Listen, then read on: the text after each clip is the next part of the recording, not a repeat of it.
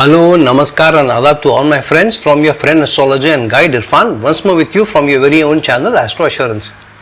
One of the important things in our life is the thought that am I deserving of the challenges that I face, and why don't I attract better luck and better gains? Whereas around me there are enough examples, not everyone, but there are definitely a few select examples where those people seem to be doing much better than me. They seem to be having better houses, better luck, more money, more financial freedom, more financial security, better family, maybe a better spouse, or more good looking or a successful spouse, maybe even a celebrity spouse, who knows. And they seem to hold better positions in companies. Maybe they are good in whatever they start. They put their money in some business and they attract luck. And then the question arises that why am I being singled out?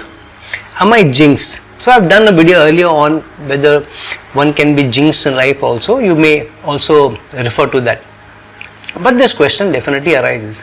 So sometimes we think that is it because of my past life issues, something I have done wrong in my earlier life because of which I am facing these challenges. You are not completely wrong, because let's take the example of the Indian legal system. For example, in India and maybe a lot of other countries in the subcontinent, when somebody is caught doing something wrong, illegal, and if the jail term is given, normally not a very long jail term is given, like 100-200 years. Generally these long punishments are seen more in the Western world rather than in the subcontinent. But a stringent enough punishment from 5 years, 10 years, 15, 20 years may be given, and many times a person, even when given a life imprisonment, may be out in 13-14 years or so because of good behavior, whatever instances are given. So, but if the person is seen as a very, very strong criminal, who strong in the sense that his guilt, his crimes are very, very venomous, very vicious, and they are among the rarest of the rare examples. So then the punishment may be more severe, more long, and even a capital punishment like being hanged to death may also be given. So it's a punishment given. In the Western world, it's a correction facility where they say we are trying to correct your your character, your actions, and so the opportunity is also given in the Western world where somebody can apply that the rest of their term can be waived off, and that applying is also after so many years. After you spend 15 years, 20 years, there are various grades there.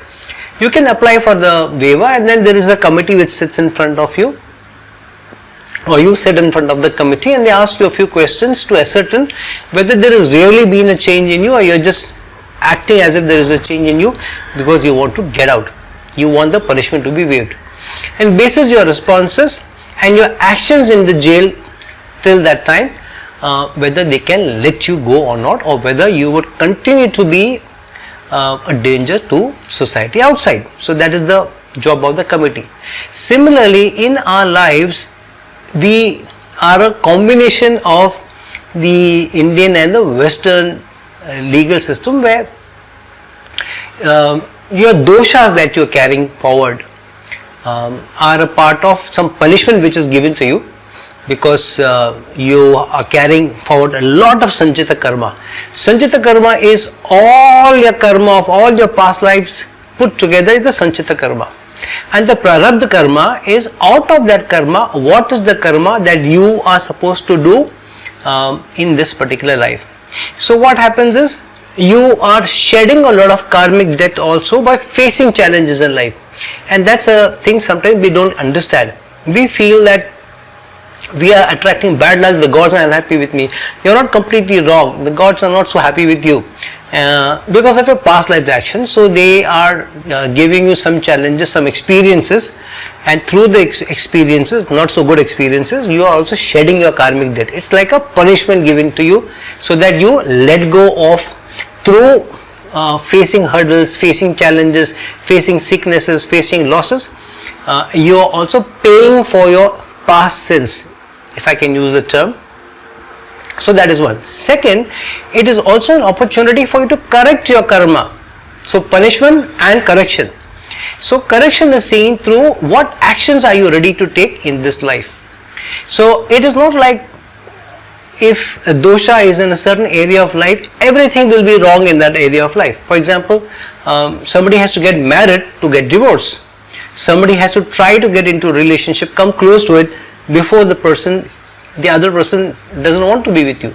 So an opportunity is given to you, and the opportunity also is given to you to see how you manifest. And we sometimes take it normal. You think it's a normal relationship. We don't think so much that we may be carrying a past life dosha. But if you are carrying a past life dosha, then we will have to give more in the relationship than we think that we should be giving.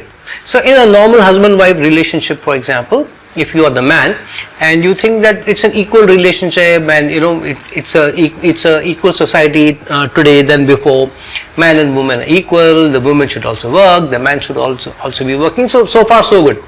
However, if you are carrying a very strong severe karmic debt towards your spouse, then what will happen that your spouse will expect more out of you, and that's the kind of relationship you will be getting. And if you don't give in more in that relationship in the current life, then you would not have done away with the punishment that you need to face, where you have been unfair to your life partner in earlier lives. And if you have done that for lives after lives together, then you have accumulated so much debt that you have to give off. When you take a lot of loan, you'll have to give off a lot of loan, right? So many times what happens when you're doing horoscope matching, for instance, somebody says that, okay, match my horoscope. That horoscope is not matched because there are seen troubles in the matching. And the astrologer tells the guy that this particular horoscope is not matching with yours. You'll have to see some other. Then the other one comes. The other one that the horoscope comes, the other horoscope that comes is more or less similar to the first one. And what happens is that the person will attract those kinds of horoscope which more or less will taking him towards facing the karma that he needs to face, the dosha that he is carrying forward. It's an opportunity as well as a punishment for him to face those doshas. And so one after the other, 2, 3, 4 horoscopes don't match. One is his own horoscope, maybe to a large extent affected with a lot of afflictions, plus to balance that, the horoscope of the other person has to be good enough that they both combine overall energies and able to tide over the seemingly probable challenges that can come in the particular union. So the astrologer may say this is not good for you, this is also not good for you, because the same kind of horoscopes keep coming in. And sometimes the client feels that this astrologer never says that a horoscope matches. What's wrong? So after 4 or 5 matches, they feel that the astrologer is just taking money from me. Though the astrologer, poor guy, may be actually giving you the right consultation. He is saying this is not suiting you, this is not suiting you either. And the problem what happens is life keeps throwing those kind of horoscopes at you, where you will have to pay off your karmic debt. And so if you have to get married to that person, the client will let go of their astrologer and eventually find one horoscope and another astrologer who they feel is more affable, and they get married to the person. And then later on they feel that probably the first astrologer may not have been wrong, because they are facing challenges in their lives, and sometimes they end up marrying that person whose horoscope probably would be more disastrous for them than the earlier ones which the first astrologer had rejected. So to a large extent you will have to face the past life dosha that you are carrying, because you will have to let go of the karmic debt. However, rather than face too much of punishment, if you get into a correction mode, then it can be a savior. How do you get into a correction mode so that you can let go of your doshas and make this life slightly more comfortable? Simply by first analyzing where are you facing your most challenges in. Let me bring up Gardner's 9 intelligences or multiple intelligences theory. Gardner was a big researcher in how the human mind works, and he came up with 9 intelligences. where he defined that everybody has 9 kinds of intelligences, and some of them have it's artistic, rhythmic, mathematical, reasoning, and all sorts of 9 intelligences that he described. He said everybody has all, but some people have more of something and less of something, because of which one person can be seen as very, very good in maths, another person is seen very, very good in arts, another person is very good in logical reasoning and can become a lawyer, another person can be very good in his motor skills and can be a sports person, can be somebody who does very good skills with the hands, and so on. If you relate those 9 intelligences to the 9 planetary energies that we have in the horoscope. So what are the 9 energies? 5 are planets. What are the 5 planets? We have Mercury, Venus, Mars, and then Jupiter and Saturn. These are the 5 planetary entities. Then we have the 2 luminaries. The 2 luminaries are Sun and Moon. And then we have the shadow planets Rahu and Ketu. So these are the 9 energies which you can some way or the other relate it to Gardner's multiple intelligences theory. Not exactly, because Gardner probably must not have kept that in mind, but it is I don't think it's a mere coincidence.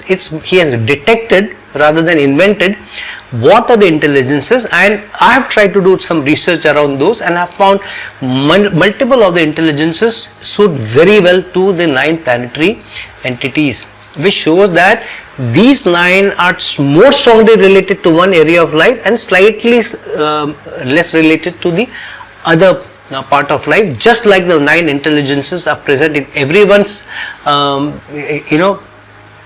capabilities or competencies. Some intelligences are slightly more than the other, which makes them good in one thing and not so good in the other. Similarly, you will also find that in some parts of life we do very well, but in some parts of life we do disastrously. That's a first sign for us, and that can be seen even in the earlier stages. For example, even when you're 4, 5, 6 years of age, sometimes you may get lost and then you get found. You may have got through an accident, you may have gone through a severity of health, and you may have continued to attract bad health for a number of years. You may have got bad grades, you may have faced challenges at home, you may have faced a broken home, you may have faced bullying at school, you may have faced a household which had ridden with problems, financial problems, because of which there was dearth of resources in the house. So in the first 10 to 15 years, to a large extent, what is the pattern of energy that you face will tell you what planetary energies are weak, and that's why you have faced problems there. That is your first indication where your past life dosha lies. Sage Varaha Mira says in the Brihat Jataka, Hora Shastra treats of the effects of the good and bad deeds of an individual in his previous birth, so that the moment a person is born, it becomes his lot to enjoy and suffer certain pleasures and pains for his past good and past deeds. Seeds cast into the cosmic region in one birth begin to bear sweet and sour fruits in another, according to their quality. So all of us will have to bear the good and bad seeds that we have planted in our earlier lives, and those will come to fruition through the planetary placements, through the yogas or doshas that are given to us, as well as during the dasha periods that we are facing the higher test of how we are manifesting. So for example, if we have a lot of dosha related to the moon, then we will find that during specific transits of moon, eclipses of the moon, or antardasha and the dasha of the moon, and if there is a Sadesati where Saturn is going over moon, then we will find that we will face more challenges related to the moon. Our thinking will be affected, our emotions will be affected. We will find that we face larger challenges related to other people showing empathy towards us, other people showing that they care and they support us. So even our closest of relations sometimes will be seen as having having let go of us and having ditched us even in our trying times. especially during the dasha and antardasha and transits over moon. If a moon is afflicted, we may have challenges with our mother or motherly figures or older aunts in the house, in the family. If we have a boss at work who is quite old and she is a woman, for instance, then we may face challenges with their boss also. If sun is also afflicted, then it's a higher chance that moon and sun being afflicted, this very senior woman, you will face greater challenges because both sun and moon are afflicted. So when you face challenges of a certain kind in a certain area and during a certain period, it's a sure sort sign towards you that you are paying off the karmic debt of the dosha related to that area of life and thus related to that planetary entity. And so what you need to do is focus on that area and try to correct that area. The Brihat Samhita says, Anya Janmantar Krit Karma Pusa Shubha Shubham Yatasya Shakuna Paka Nivedayatik Chatam. I translate, during a man's journey, an omen reveals the fruition of his deeds, good and bad, done in a previous birth. So these omens are nothing but the challenges that you face in your life, plus sometimes the omen may come to you through some incidents or experiences or dreams or intuition, and sometimes the feeling of deja vu that we have been in this situation earlier, you have gone through this place earlier, you have probably met this person, and through that feeling of deja vu or intuition or experiences or dreams, you are given and pointed towards an area where you are carrying either good karma or bad karma. Especially if the experiences, those dreams, that intuition, that deja vu is related to more, I would say, not so good dreams, not so good experiences, then that means that probably it is a dosha rather than a yoga that you are carrying forward. Dosha is related to where you need to pay off your karmic debt through suffering, through punishment, through correction. Parashara says, Garbhakshayad Dukmanu Natmek Krit Smriti Purva Shubha Shubhasya. I translate, the moon becomes the lord of the 9th month and the child gets dejected of its stay in the womb and intensely recalls the good and bad deeds of the past birth. So a shloka here says that during your 9th month you are given your recall of past deeds by virtue of moon, and moon is the manas. So to your mind in the mother's womb, those past life actions are brought to you. But it is when you enter your 10th month, it's when you are ejected out of the womb and that memories of the past life are taken from you. A promise is taken from you when in your mother's womb that you will be catering to, you will be working on this line and before being released out in the world. And the reason we forget is if we remember everything, whatever we have done in the past life, then we will also not pay so much attention to the current. We will feel okay,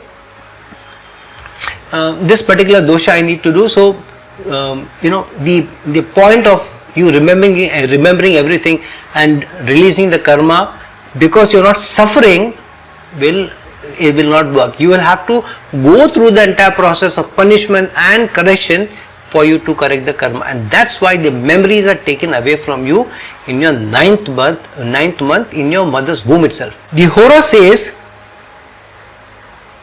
Purva Janma Janita Puravid Kama Devamiti Samprachashakte Ugme Tadupar Jitach Vai Vanchita Falati Naiva Kevalam. I translate, even the good fortunes earned in the previous birth will not be fructious without efforts in the current birth.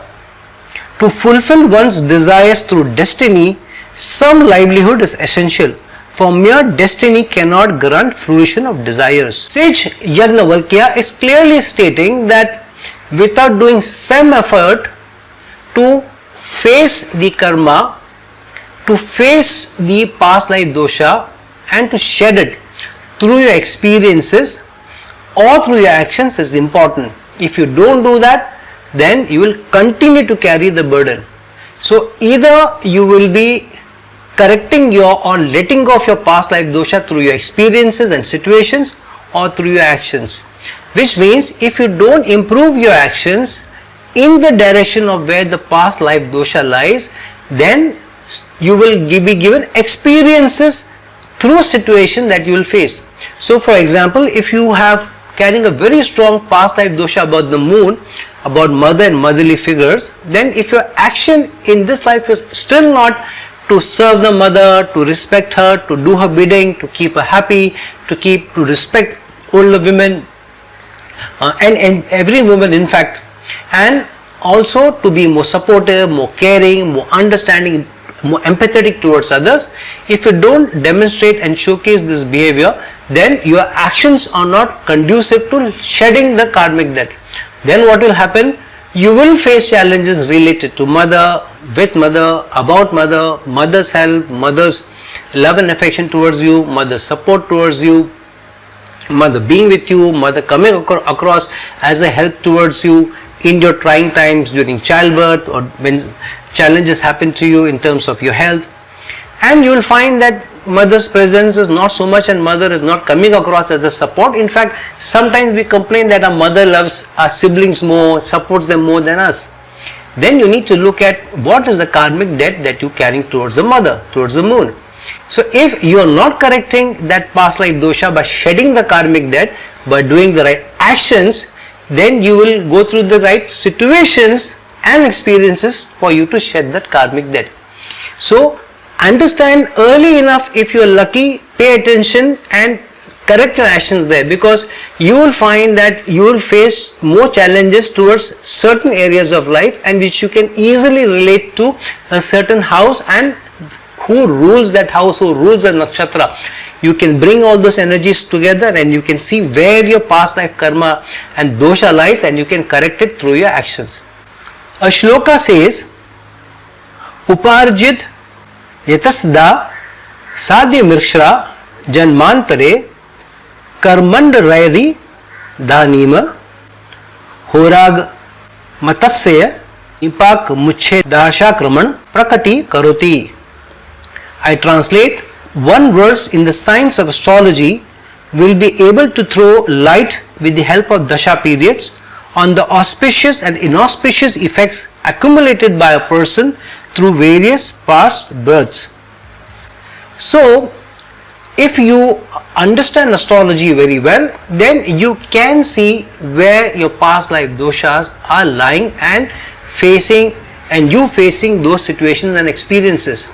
If not, a good astrologer who is well versed in astrology, as the shloka says, will be able to tell you through what good or bad effects you have faced through your dashas and antardashas and your transits, and point you towards where your past life dosha lies so that you can correct it. Sage Bhrigu says about karma, wherever the sixth lord in a natal chart sits or the planets in the sixth house indicate the pending karma of this life that must be crossed to go to the next cycle of birth. This is the block that must be cleared and wiped out in this life. This is the thing that will always stop your progress and haunt you in this life. So when you look at the planetary entities, I gave the example of moon, for example.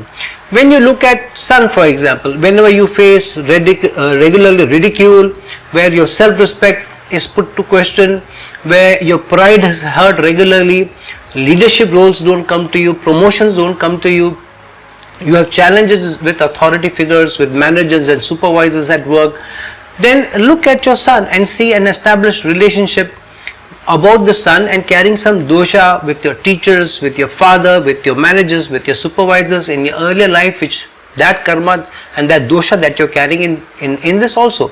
Then you need to strengthen the planetary energy. Strengthening a planetary energy is by acting in the line of that particular planet. if we want to be in the good books of a maths teacher, for example, then we will work hard on maths and score better grades.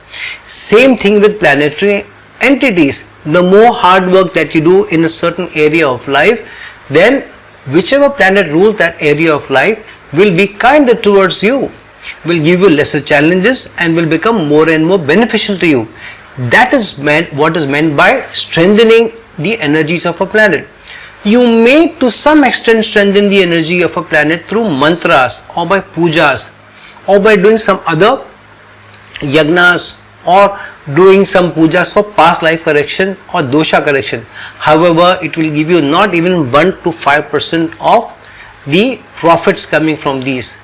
The maximum that you will gain is only through your action, only through your right attitude, and only by manifesting your actions and the right attitudes in the life, and sincerely, not for some ulterior motive, but by sincerely wanting from the depth of your heart to let go and to do away with that past life dosha and to attract better karma, so that you let go of the past life dosha and you attract better energy.